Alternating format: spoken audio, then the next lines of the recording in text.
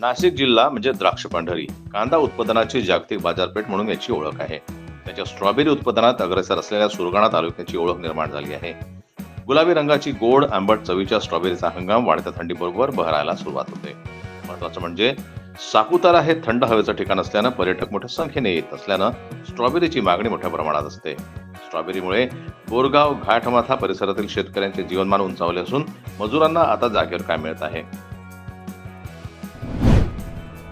यामध्ये प्रमुख जाती आहेत विंटरडाऊन, शेलवा, राणी, इंटरडाऊन, स्वीट कोल्ड, नाबिया, स्वीट चार्ली, SA, कामरोजा, इंटरप्लस, चांडलर, SC, एसोन या प्रमुख जाती आहेत.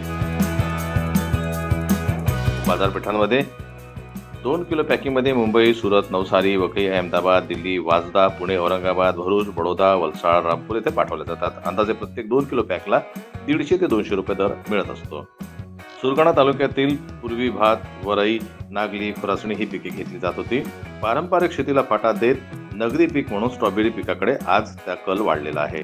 सुरगाणा तालुक्यातील बोरगाव, घागबरी, चिखली, वट्टाबरी, उंबरपाडा, गोडांबे, पोहाळी, पासोडी, पायरवाडा, हितपाडा, करुडे, लाजोळे, रोटी, नागशेवडी, मोहपाडा, डुबळी या भागात घेतले जातं. या शेतीला वातावरण म्हणजे थंड हवामानामध्ये तसेच पोषक वातावरण या भागात असल्यानं उत्पादन चांगलं मिळत असतं.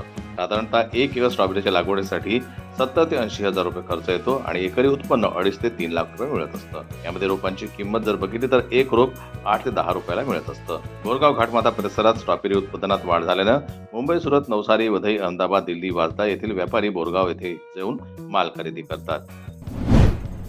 वर्षगणिक स्ट्रॉबेरीच्या उत्पन्नामध्ये एकरी वाढ नोंदवण्यात आलेली आहे. त्याप्रमाणे 2017-18 मध्ये 75 एकर, 2018-19 मध्ये 83 एकर, 2019-20 मध्ये 225 एकर, 2020 ते 21 मध्ये 350 एकर, 2021-22 मध्ये 400 एकर, 2022 ते 23 मध्ये 430 एकर, तर 2023-2024 मध्ये 440 एवढी भरघोस याच्यामध्ये वाढ पाहण्यात आलेली आहे.